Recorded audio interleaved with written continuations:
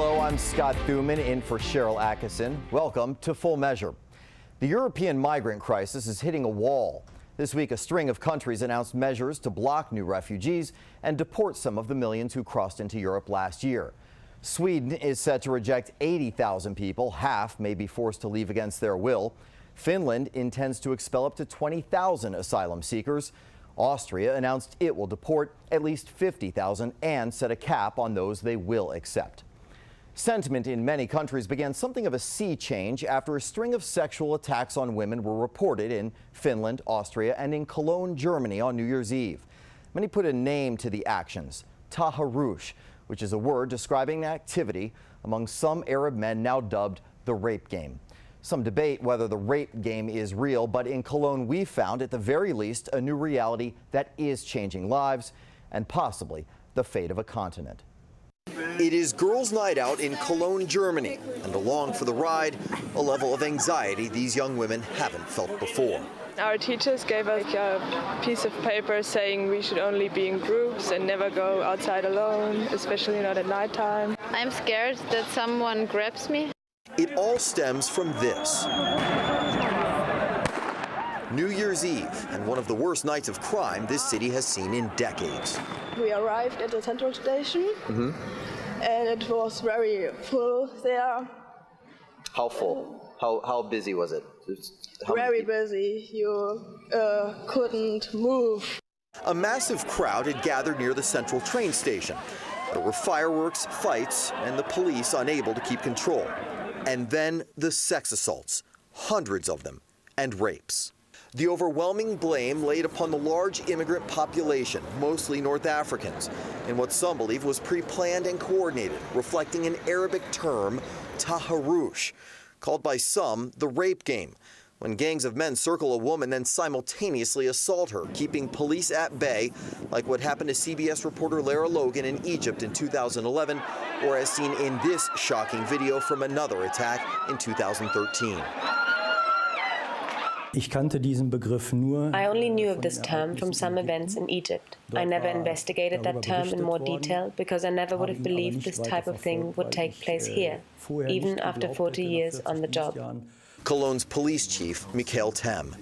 It was a shock to every policeman. If you become a policeman, you want to help. At the end of this night, we realized we were not able to help. It affects us as policemen, and especially if you're used to living with equality between men and women. Women and girls are more in danger now than they have ever been before. So yes, that is not any reason to panic, but we have to do something. Frauke Petry, head of the Alternative for Deutschland party in the region, points to the numbers. Over 800 crimes reported, more than 400 of them sex assaults, 2 rapes. And it wasn't just in Germany. Similar incidents were reported in Austria, Finland, and Switzerland. We're here in downtown Cologne, not terribly far from where the New Year's Eve attacks took place, and where a lot of women tell us they no longer feel comfortable walking alone at night. They're going in groups. They're often carrying mace or pepper spray, something that in fact is selling out at a lot of stores. But also police say patrolling the streets at night are vigilantes, groups of men who feel the need to go out there and in some cases have confronted violently members of the immigrant community. Well, I think that's quite a natural way to behave. If fathers or if husbands want to protect their families, I think that's a natural thing to do. Talking about hundreds of migrants actually also raping women in Cologne is a different story, because what we experience in Germany, not only today, not over the last couple of weeks, but over the past years, is that we have parallel societies building up that do not take part in German social life, that have their own rules, and that do not even want to belong to Germany. So we have a clash of cultures. That culture clash is described by an imam at this German mosque.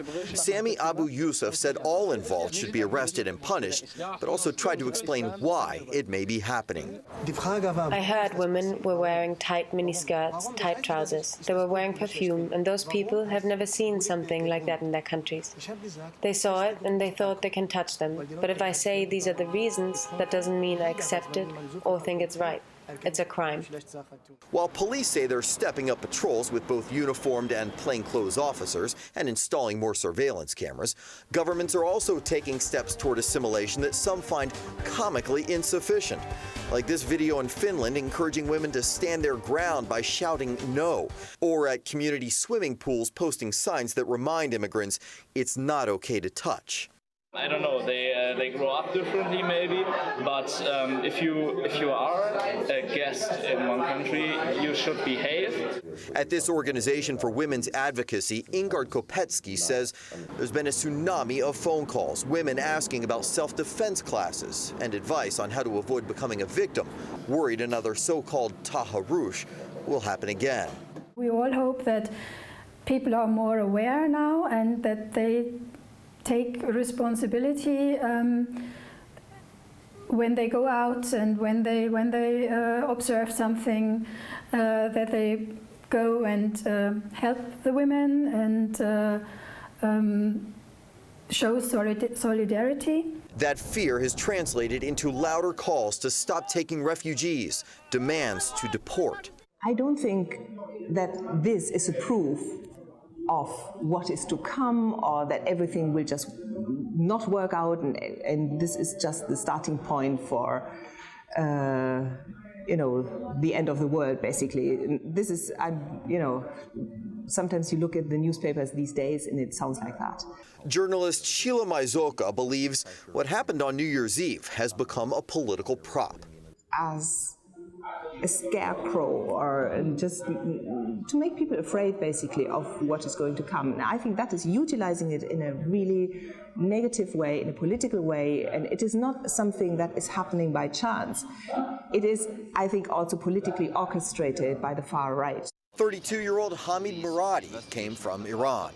Do you believe, as someone who has come from another country, that you are being looked at more closely or scrutinized? Of course. And I think that was I would say, I am sure that was their intention. They wanted to do this, and that's planned. We need really to talk and work on this issue, yeah? We don't need to abuse this topic in the news and control public attention and just feed them with the wrong information and make a bad picture, an illusion about refugees. But any optics aside, the fears over more attacks are still very real. But I think when time goes by, maybe it's getting better. But the situation was how it was, so you can't change it. And the time to talk has well passed, critics across Europe say, like France's Marine Le Pen, a rising star on the right and loudest voice in the chorus of shouts demanding new leaders willing to change course in light of the New Year's Eve attacks. For now, France hasn't been affected by this phenomenon because we have the state of emergency. There are many called-up policemen and soldiers in the country. But this doesn't mean it will not happen massively in France, as we are dealing with the same influx and the same conditions. Cologne is now in the middle of a major week-long carnival. The first night with increased police presence, there were 22 reported incidents of sexual assault. Authorities are refusing to discuss or report the ethnicities of the alleged attackers, saying only they are, quote, a cross-section of the general public. Ahead on Full Measure, security is stepped up for the Super Bowl tonight in San Francisco, but we'll report on one security measure that some argue not only doesn't work, it's being called a billion-dollar boondoggle. And ahead, what could possibly be bad about the low prices of gas? We'll take a look at the boom and bust of the oil industry and some of those who are taking it hard.